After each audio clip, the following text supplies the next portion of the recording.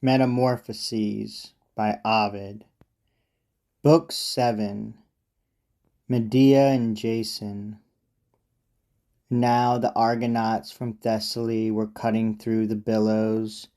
They had seen old Phineus dragging out his helpless age in endless night, and Boreas' 2 sons had driven the harpies from his piteous lips. At last illustrious Jason and his men reached after many travails the swift stream of muddy Phasis. Going to the king, they claimed the famous golden fleece, and learnt the fearful terms and monstrous toils imposed. And then it was Medea, the king's daughter, conceived a mastering passion. Long she fought her frenzy, but the voice of reason failed. "Oh, vain," she cried, "Medea is your struggle. Some deity must thwart you. Strange if this, or something surely like, is not called love. Else why do my father's orders seem too harsh? Too harsh they are indeed.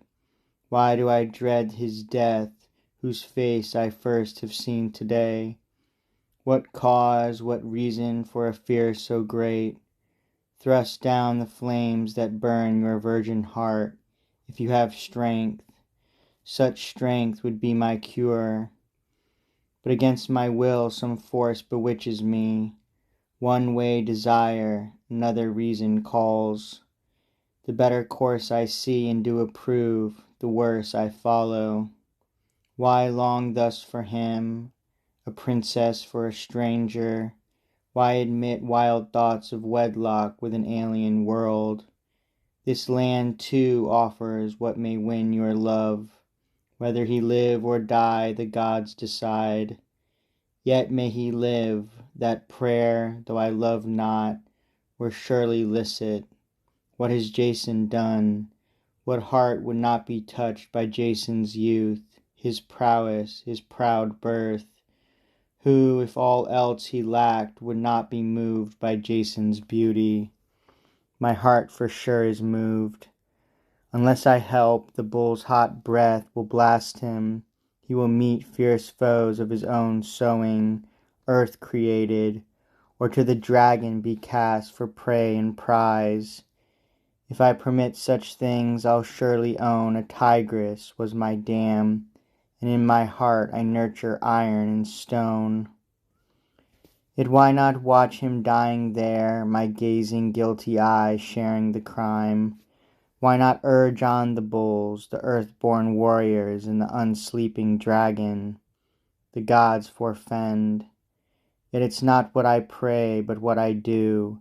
Shall I betray my father's throne, and by my aid preserve some nameless stranger, who, saved by me, without me sails away to win another wife across the sea, and I, Medea, am left to pay the price? Could he do this? Could he prefer another? Then let him die. But no, his countenance, his manly grace, his soul's nobility tell me I need not fear his treachery. Promise he'll not forget my due deserts, and he shall pledge his troth. I'll make the gods witnesses of our pact. Why do you fear what's safe and sure? Act now, why hesitate? Jason shall owe himself always to you, and you shall be his bride. You shall be hymned on every mother's tongue in every town of glorious Greece, Jason's deliverer. So shall I sail away and leave forever sister and brother, father, gods, and home. In truth my father's cruel, my native land is barbarous, my brother still a child, my sister shares my hopes. The mightiest God is in my heart, great things I shall not leave, great things I go to. Glory shall be mine, to have saved the youth of Greece, and I shall know a better land and cities whose fair fame lives even here, in arts and elegance, and him my love, whom I would never leave for all the wide world holds, beloved Jason.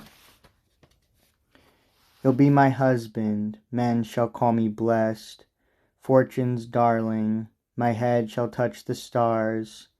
But what of those strange tales of cliffs that clash in the open sea, Charybdis' whirling waves that suck and spew to sink the ship she hates, and greedy Scylla, girt with savage hounds, baying beside the seas of Sicily? Yes, in his arms and holding him I love on the far seas I'll fare. In his embrace, if aught I fear, I'll only fear for him, my husband. No, Medea, not your husband. With that fair name you cloak your infamy.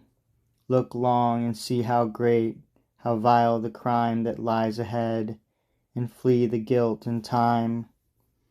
And then before her eyes duty and honor stood clear, and love, defeated, turned away.